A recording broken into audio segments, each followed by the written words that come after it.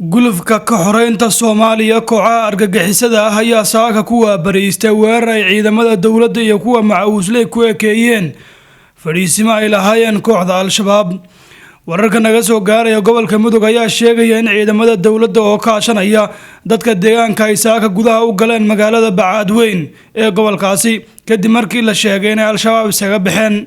ciidamada huwanta ayaa si nabdoon kula wareegay magaaladan, waxaana hadda ay ka wadaan howlgallo lagu sugayo amniga iyo kuwa miina baaris ah. qaar ka mid ah dadka deegaanka ayaa inoo sheegay in wax dagaal ah uusan ka dhicin magaalada, isla markaasina ay goobta ka carareen xubnihii Al-Shabaab ee goobtaasi joogay. sidoo kale ciidamada dawladda Soomaaliya ayaa isku fidiyay deegaanada lagu kala magacaabo Qaycad iyo dhammaan dhulka u dhaxeeya Qodod iyo magaalada Camaara oo dhacda koonfurta gobolka Mudug.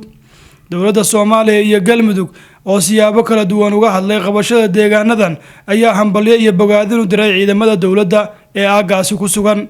ciidanka xoogga dalka, daraawiishta Galmudug iyo geesiyaasha difaaca shacabka ayaa si buuxda ula wareegay magaalooyinka Bacaadweyn, Qaycad iyo dhammaan dhulka u dhaxeeya Qodqod iyo Camaara ayaa lagu yiri qoraal ay baahisay warbaahinta dawladda. dhanka kale waxaa howlgalkan barbar socday duqeymo diyaaradeed oo ay fulinayeen saaxiibada beesha caalamka, kuwaas oo iyagana khasaare lagu gaarsiiyay kooxda Al-Shabaab sida la xaqiijiyay.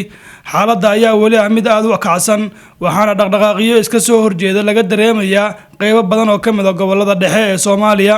dagaalkii ugu cuslaa ayaa Shabaab hadda kaga furmay deegaanada Galmudug, ugu yaraan 3 jiho oo kala ah Ceel la helay, Xinlaabi iyo sidoo kale Laas Gacmay ayay kala joogaan ciidamada dawladda.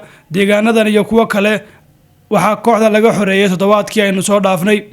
dhinaca kale warar kala duwan ayaa ka soo baxaya dagaal qaraar oo saaka ka dhacay deegaanka lagu magacaabo Booco oo ka tirsan gobolka Bakool ee koonfurta Soomaaliya. dagaalkan oo ah mid xooggan ayaa lagu soo waramayaa in uu u dhaxeeyo Al-Shabaab iyo sidoo kale ciidamada Itoobiya ee ku sugan halkaasi, waxayna xaaladdu tahay mid cakiran.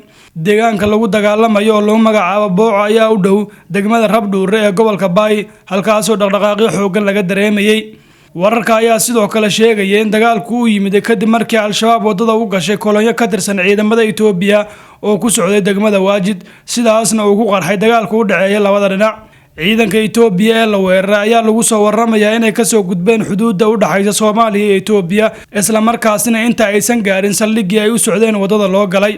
ma cadda khasaaraha rasmiga ee ka dhashay dagaalkan ka dhacay duleedka degmada Rabdhuure, waxaase la soo warinayaa in hub culus laga maqlay aagaasi.